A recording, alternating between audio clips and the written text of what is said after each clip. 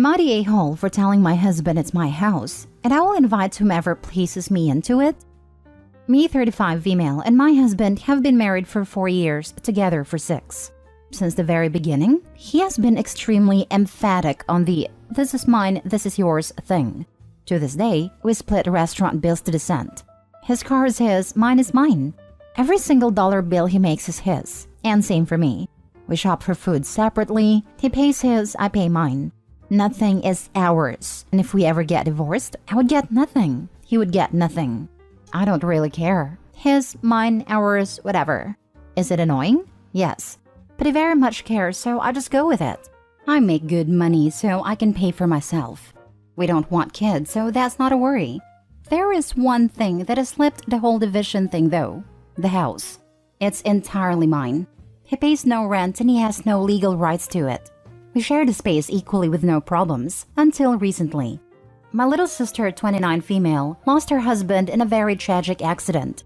They were together for more than a decade.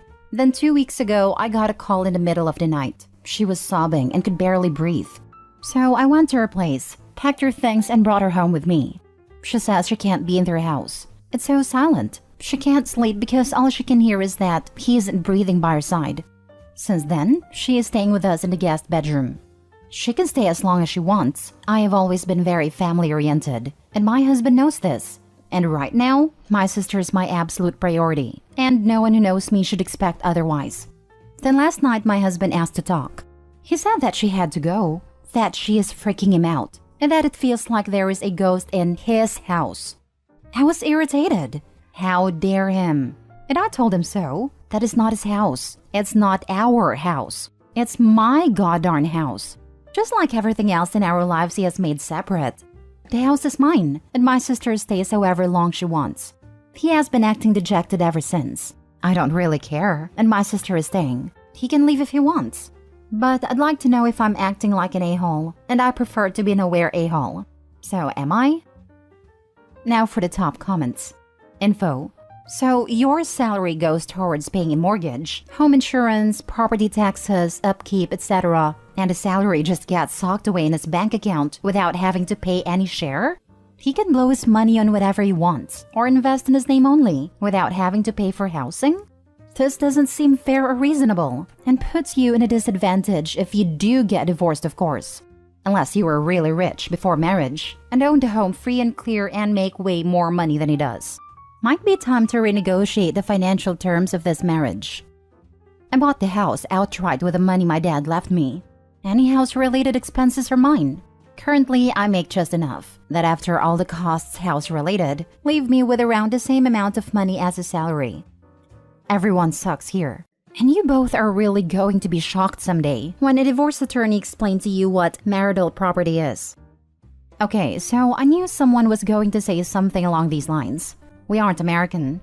In my country, when you get married, you can choose between a few options or make your own. One of the options is literally a total division of assets. No shared property. So no marital property then. Not the a-hole. I will say, I think his boundaries with you are weird. Is he a romantic? I just can't imagine snuggling with my husband if he is all 50% of this blanket is not yours, or some crap. I'm sorry for your sister's loss. You're a good sis. You touched 10% of my blankie, so I'm docking you 10% affection. Clown stuff. Next story.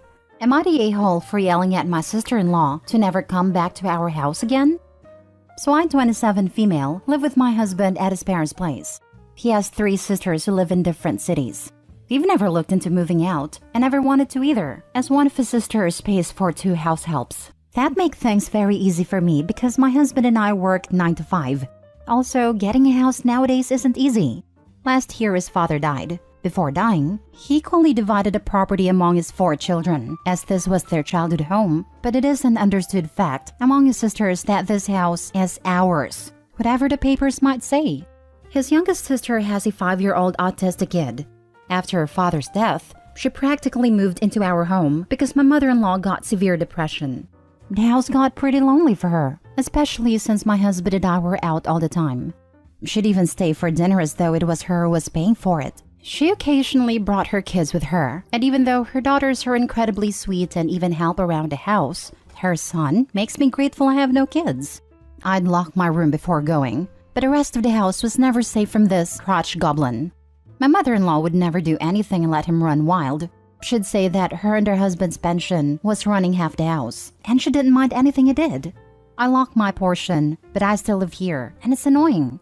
He's getting therapy and the medical attention he needs, to no effect. He makes loud noises, and does all the things he knows annoy me. Why not ask her girls to look after him? The eldest is 15. Recently, my mother-in-law died. After the funeral was over though, all the sisters are staying over, just until all of them can get emotionally stable again. But I decided to speak up now, or I'll never get my home to myself. I told a sister with a kid that she's not invited anymore, and I'm done with her kid. That is my place now, and no one gets to wreck its peace. She said that this was her home long before it was mine, and she owns a portion of it. That she'll come by whenever she wants to. That I should just lock away my portion, and whatever happens in the other portions is none of my business. In my anger, I said that her rotten genetics are the reason I don't want any kids. I admit I might have crossed a line, but she has her own home. Why does she need to wreck my peace? Now my husband's threatening to divorce me if I don't apologize. The other sisters have withdrawn their allowances and house helps, which I think is what bothers my husband a lot, because he thinks we won't be able to afford anything now. I told him that just goes to show that his sisters never loved him and only gave us money as charity. I think I should apologize because I don't want to ruin the family, but I also think if I stand my ground, it would keep the sister away. Am I the a-hole? You are 100% the a-hole in every instance of this story. Nothing belongs to you, so why do you feel so entitled to things you haven't earned yourself? Consider some professional therapy. Also, the sisters collectively own 75% of the house, while you and your husband would only maintain 25% based on the documents OP mentioned. Exactly. I really hope the sisters band together and force a sale of the house and either buy her husband out or sell it so OP gets her entitled rotten butt tossed out. Did I read that correctly? You and your husband live in his childhood home. The home was willed to your husband and his 3 sisters. You and your husband do not pay for the house. The sisters do. Yet you feel like the house belongs to you and the sisters are not allowed in it? If I'm understanding that correctly, then you are without a doubt the a-hole. If you pay nothing towards the house, then you can't tell the people who do and own the home legally what they can and cannot do. If you want to control who enters your home, you will need to move out and pay for your own home. You're the a-hole. OP is leaving out so many key details. If both her and her husband work full-time jobs and they have this house left to them, what on earth do they need financial assistance for? Their only bills should be utilities, which apparently is being covered by the sisters, and mortgage, which is also being covered by the sisters. That leaves them with just their own personal items like phone, car, insurance, groceries, etc. Why would a dual full-time income need that much financial assistance for their basic bills? The sister in question pays for nothing. The other sisters do, even though my mother-in-law has left almost all her money for that kid's treatment. She only legally owns her portion of the place, but everyone calls it my husband's house as we permanently live in it. You keep saying permanently, yet something tells me you'll be out before long. You don't own anything, and I strongly recommend you figure that part out and act accordingly. You're the a-hole. If you want your own space so much, go buy or rent your own home. You have absolutely no right to kick someone out of a space they own and you do not own. If I were your husband, I'd divorce your entitled butt without even waiting to see if you apologize. If the man has a single ounce of intelligence, this is exactly what he'll do. Next story. Am I the a-hole for making my niece leave when I learned she was pregnant? I'll start off by saying that I, female 35, am not very close to my sister 45 female and my brother-in-law 48 male. We are just very different people who chose very different lives, and because of the age difference, we weren't close growing up.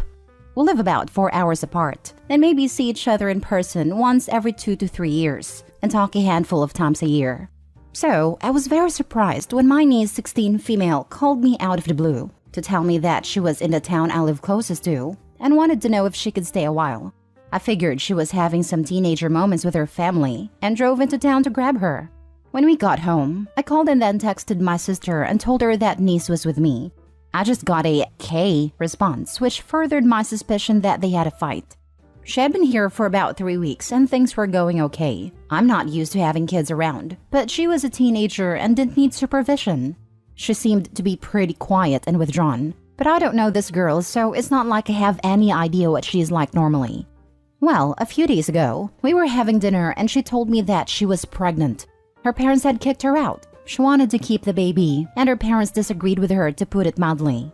I told her that under no circumstances would I live in the same house as a newborn, and even if I wanted to, we lived too far out of town and she didn't drive, so logistically it would have been a nightmare.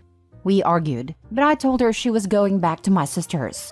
I called my sister and we argued quite heatedly, but I told her I was putting her back on the bus the next day, and she better pick her up, or I was going to call CPS. My niece has been back with my sister for a couple of days now, and the entire family is angry with me of all people. My niece is especially mad, and has texted me a few times to tell me how much she hates it at her family's house, and that I'm cruel. Now for the comments. Everyone sucks here. Honestly, the poor girl. She desperately seeks out help and everybody just craps on her. She shouldn't have gotten pregnant. Her parents shouldn't have kicked her out. And you could have probably helped her seek out emergency housing. Have no idea where the family of the baby's father is in all this, and it seems like no one else does either.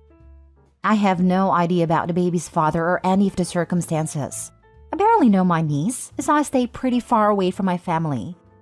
I'm guessing you have plenty of reasons for avoiding that side of your family. The more I find out, the more I'm wondering what kind of upbringing that poor niece of yours had. You maybe should make that CPS phone call after all. That might be a good idea. I don't think my sister would be abusive, but I think she is probably pretty strict with her kids. Everyone sucks here. You could have helped her walk through her options at the very least. She's a teenage girl, and pregnancy blows. She's likely feeling terrified and confused. I don't think everybody should be mad at you per se, but I do think you could have given a teenage girl the benefit of the doubt. I did try to walk through her options, but that was what led to an argument. She said the only option she wanted was to stay here and have the baby, but I told her that wasn't an option. After reading some of your replies, not a-hole. If her game plan was live with you and have the baby, that's not your responsibility. But you let her live with you for 3 weeks without questioning what the heck was going on? Probably should have called CPS, but I can see depending on where you live, they may do nothing. Her life, her body, her choice. But she's gotta sleep in the bed she makes and not pass the responsibility off on her parents or you. That said, this is entirely between her parents and her. Anyone scolding you, just tell them she is not your daughter. This may sound weird, but we really didn't interact much. I don't know her well, and I work and have a small farm I need to care for. I'm not much of a talker and she kept to herself too. Next story. Am I the a-hole for telling my girlfriend that I'm not going to drop everything to take her to the hospital anytime she feels any discomfort? I'll try to remain as least biased as I can. I, 27 male, and my girlfriend, 21 female, are expecting our first baby at the beginning of May. This pregnancy has been nothing short of chaotic. My girlfriend has never experienced pregnancy and she's terrified to give birth. So any feeling of discomfort, she freaks out. I understand that pregnancy is hard and scary and my girlfriend doesn't have her family around to help her. So she's probably experiencing a lot of anxiety.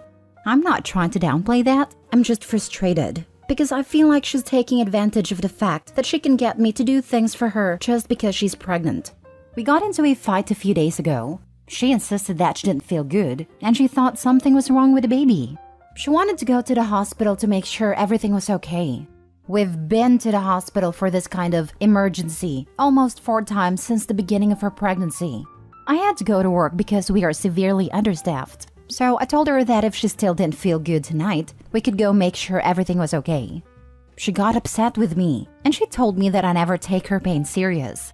I told her that I can't drop everything anytime she feels any discomfort. Pregnancy is uncomfortable. We argued some more, then I left for work. When I got home, I asked if she was feeling better, but she wouldn't tell me.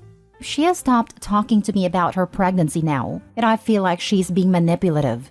She's withholding information about my child because I didn't drop everything to take her to the hospital again. I tried explaining to her my side of things and I apologized, but she's still mad at me. My girlfriend is treating me like I'm the a-hole, but I feel like she isn't seeing how frustrated and tired I am from dropping everything for her. Am I the a-hole?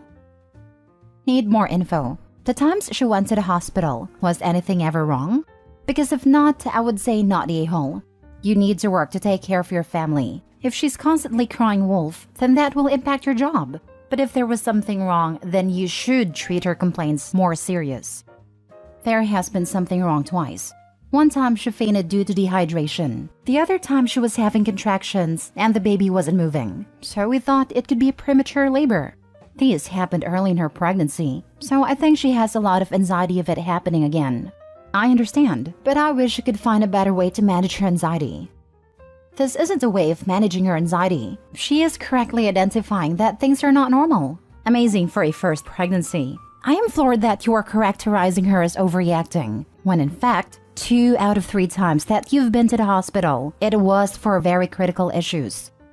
You're the a-hole. Your wife is pregnant, and you're minimizing her symptoms as discomfort. I told her that I can't drop everything anytime she feels any discomfort. Buddy, you should have thought about this before you got her pregnant. You're locked in this roller coaster now, and you're just getting started. If she doesn't have family around, then you're it.